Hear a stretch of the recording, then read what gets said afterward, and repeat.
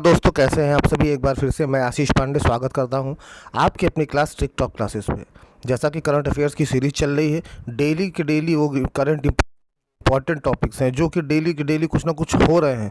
और बहुत दुनिया में बहुत कुछ रहा है, लेकिन फिर भी वो मोस्ट इंपॉर्टेंट जो अपने इंडिया से रिलेटेड है या वर्ल्ड से रिलेटेड है, वो सारे पॉइंट्स पर डे कवर कराए जाएंगे। आप लोग इसको ध्यान से देखिए, एक नोटबुक बना करके उसको नोट करते चलेंगे तो बहुत ही बेहतर रहेगा। ठीक है, तो जैसे 29 और 30 सितंबर की हो गई, अब 1 अक्टूबर 2021 की दिन क्या क्या बीता, जो कि करंट अफेयर्स के लिए मोस्ट इंपॉर्टेंट है। और हाँ, ये मोस्ट इंपॉर्टेंट 3-4 चीज़ें हैं इस क्लास में, पूरा वीडियो अंत तक देखिएगा। देखिए, पहले तो क्या है कि प्रधानमंत्री जो हैं उन्होंने स्वच्छ शहरी 2.0 और अमृत मिशन 2 लॉन्च किया। 1 अक्टूबर 2021 को प्रधानमंत्री नरेंद्र मोदी ने कायाकल्प और शहरी परिवर्तन के लिए, मतलब जैसे कि जो स्वच्छ भारत मिशन इन्होंने बहुत पहले लागू किया था, उसकी ये सेकंड पार्ट है एक तरह से। और इंदौर जो है वो हमेशा से प्रथम स्थान पे रहा स्वच्छ भारत मिशन के लिए। जब मोदी जी कल इसको लॉन्च करने के लिए अपना वो अभिभाषण दे रहे थे, उन्होंने इसका जिक्र भी किया कि इंदौर की तरह सभी शहरों को बनना चाहिए। ठीक है, इसमें होगा क्या, जो कचड़े हैं, मतलब जो कूड़े करकट के ढेर लगे हुए हैं, उनसे शहरों को मुक्त करना है और स्वच्छ पानी हर घर पहुंचाना है, यही इसका लक्ष्य है। ठीक है, तो अगर पूछा जाए कि सबसे साफ सिटी, स्वच्छ सिटी कौन है भारत की, तो इंदौर है। एक क्वेश्चन इसमें यह भी बनता है। और 1 अक्टूबर 2021 को लॉन्च किया गया, मोस्ट इंपॉर्टेंट क्वेश्चन है आने वाले एग्जाम्स के लिए। ठीक है, ये कहाँ लॉन्च किया गया, ये नई दिल्ली से लॉन्च किया गया, डॉक्टर अंबेडकर इंटरनेशनल सेंटर में। ठीक है, दूसरा है UNCTAD डिजिटल इकोनॉमिक रिपोर्ट 2021 जारी की गई। डिजिटल इकोनॉमी रिपोर्ट, जैसे कि आजकल आप देख रहे हैं डिजिटल इकोनॉमी में क्रिप्टो करेंसी आ गया है, बिटकॉइन आ गया है। ठीक है, अभी तो पहले तो हम लोग के पास हार्ड कैश होता था ना, जैसे 2000 की नोट होगी, 500 की नोट होगी, ये तो हार्ड नोट हो गई है ना, इसको हार्ड कॉपी बोलते हैं। डिजिटल यानी कि आपने किसी को क्रिप्टो करेंसी दी और आपके खाते में उसका बैलेंस आ गया। ठीक है, मतलब किसी को आपने अपने हाथ से ना एक रुपया दिया ना लिया, बस खाली ऑनलाइन आपने पेमेंट किया और ऑनलाइन आपने सामान खरीद दिया। ये हो गई आपकी डिजिटल शॉपिंग। और इसमें जो आप मनी का इस्तेमाल करते हैं वो हो गई आपकी डिजिटल इकोनॉमी।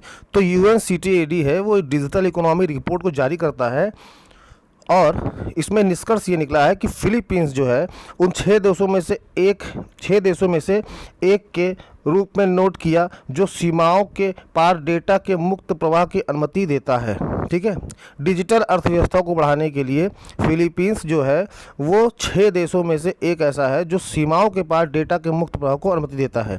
इसमें क्वेश्चन यही बन सकता है कि डिजिटल इकोनॉमी रिपोर्ट किसके द्वारा जारी की जाती है, तो वो जारी की जाती है UNCTAD के द्वारा। ठीक है,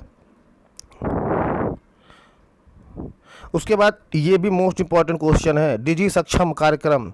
डिजी सक्षम लॉन्च किया गया है, केंद्रीय श्रम एवं रोजगार मंत्री भूपेंद्र यादव, जो अभी नए कैबिनेट हुई है उसमें ये मंत्री बने हैं भूपेंद्र यादव। ये बीजेपी के बहुत कद्दावर नेता भी रहे हैं और महामंत्री भी रहे हैं। ठीक है, इन्होंने इलेक्शन लड़के को नहीं जीता है, इनको राज्यसभा की सीट मिली है और वहाँ से जो है ये केंद्रीय श्रम एवं रोजगार मंत्री बने हैं।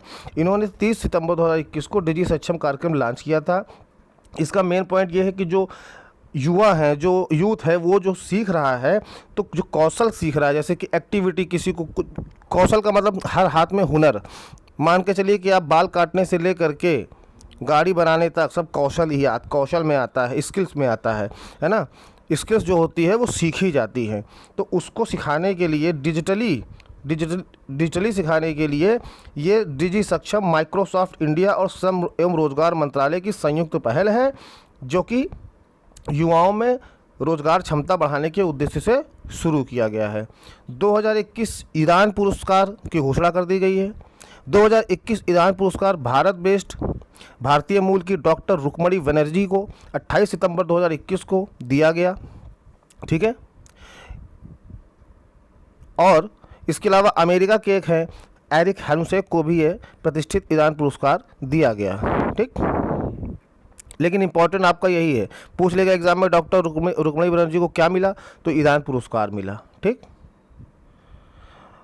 शांति स्वरूप भटनागर पुरस्कार की श्रेणी प्राइस से क्वेश्चन आते ही आते हैं। तो शांति स्वरूप भटनागर पुरस्कार जो है वो वैज्ञानिक और औद्योगिक अनुसंधान CSIR के 80 स्थापनवें दिवस पर 11 वैज्ञानिकों को भारत का सर्वोच्च विज्ञान पुरस्कार दिया गया है। अगर ये भी पूछ ले कि भारत का सर्वोच्च विज्ञान पुरस्कार कौन है, तो शांति स्वरूप भटनागर पुरस्कार है।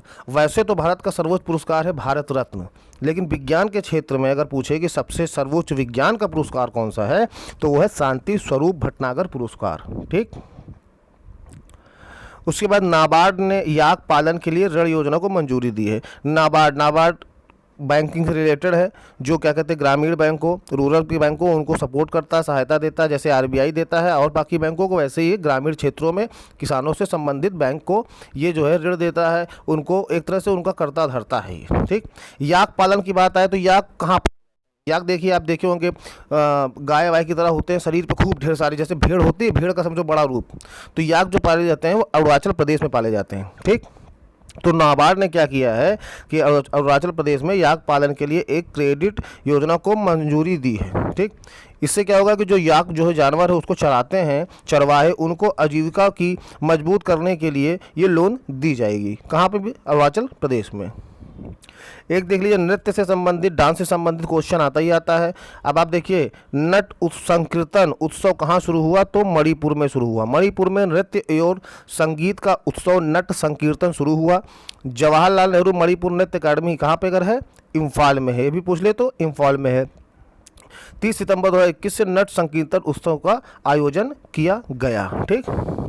राजस्थान ने एयू, ठीक है, एयू स्मॉल फाइनेंस बैंक, अभी आप देख रहे होंगे कि आमिर खान और कियारा आडवाणी इसकी ब्रांड एम्बेसडर है, टीवी पर अक्सर ऐड आता रहता है। ठीक है। सबसे ज़्यादा मौके पे ब्याज यही बैंक दे भी रहा है। ठीक है, सेविंग अकाउंट पे, और क्वार्टरली दे रहा है। वह बाकी सारे बैंक्स हैं वो जो इंटरेस्ट देते हैं सेविंग अकाउंट पे वो सालाना देते हैं, ये क्वार्टरली हर 3 महीने पे दे रहा है। ठीक है।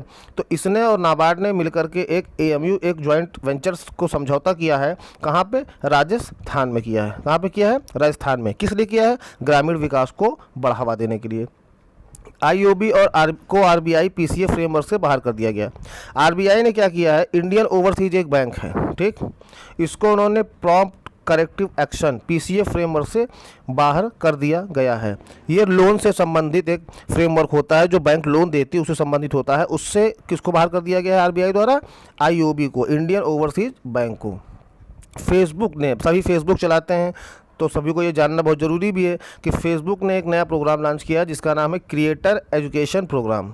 ठीक है। इसमें इसका मुख्य उद्देश्य ये है कि निर्माता शिक्षा और सक्षमता कार्यक्रम लॉन्च किया गया है। ठीक। इससे क्या है कि जो है एजुकेटर हैं वो जो है अपना कंटेंट बनाएं और लोगों को सिखाएं फेसबुक पे। ठीक है। जैसे कि मैं एक एजुकेटर हूँ, मैं यूट्यूब के थ्रू सब करता हूँ, वैसे ही बहुत लोग हैं वो फेसबुक पे आएँ और अपना क्रिएटर कंटेंट बनाएं और लोगों को उसको पढ़ाएं समझाएं। ठीक है। 2 अक्टूबर गांधी जयंती है आज, सभी को बहुत बहुत बधाई है उसके लिए। लाल बहादुर शास्त्री की भी है, सभी को उसके लिए भी बहुत बहुत बधाई है। तो 2 अक्टूबर को मोस्ट इंपॉर्टेंट क्वेश्चन है, क्या मनाया जाएगा? कविता उत्सव मनाया जाएगा। साहित्य अकादमी 2 अक्टूबर 2021 को अखिल भारतीय काव्य उत्सव का आयोजन करने जा रही है। गांधी जी का जयंती मनाने के लिए इसको 2 अक्टूबर को कविता उत्सव के रूप में मनाया जाएगा। ठीक। तो उम्मीद करता हूँ, आशा करता हूँ आपको ये वीडियो अच्छी लगी होगी करंट अफेयर्स की। ऐसे ही डेली के डेली आपको करंट अफेयर्स के वो इंपॉर्टेंट पॉइंट्स मिलेंगे। आपसे रिक्वेस्ट है कि आप एक नोटबुक बना करके सब नोट करते चलिए, ताकि एग्ज़ाम टाइम में आपको यूट्यूब वीडियो देखने की जरूरत ना पड़े। एग्ज़ाम टाइम के पहले समय कम होता है, सरसरी निगाह से सारा करंट अफेयर्स आप देख सकते हैं, इसलिए नोटबुक पे नोट करते चलें डे बाय डे। अगर आपने आज पढ़ा है तो आज डाल दीजिए 1 अक्टूबर 2021 5 पॉइंट, पूरी डिटेल ना लिखिए, बस 5 पॉइंट लिख लीजिए। इसी तरह से आपका एक करंट अफेयर्स की बहुत बेहतरीन नोट्स तैयार हो जाएगी। ठीक है, मिलते हैं फिर नेक्स्ट वीडियो में। तब तक के लिए आशीष पांडे को याद दीजिए, शेयर कर लीजिएगा, सब्सक्राइब कर लीजिएगा और लाइक कमेंट भी कर दीजिएगा। Thank you. जय हिंद, जय भारत।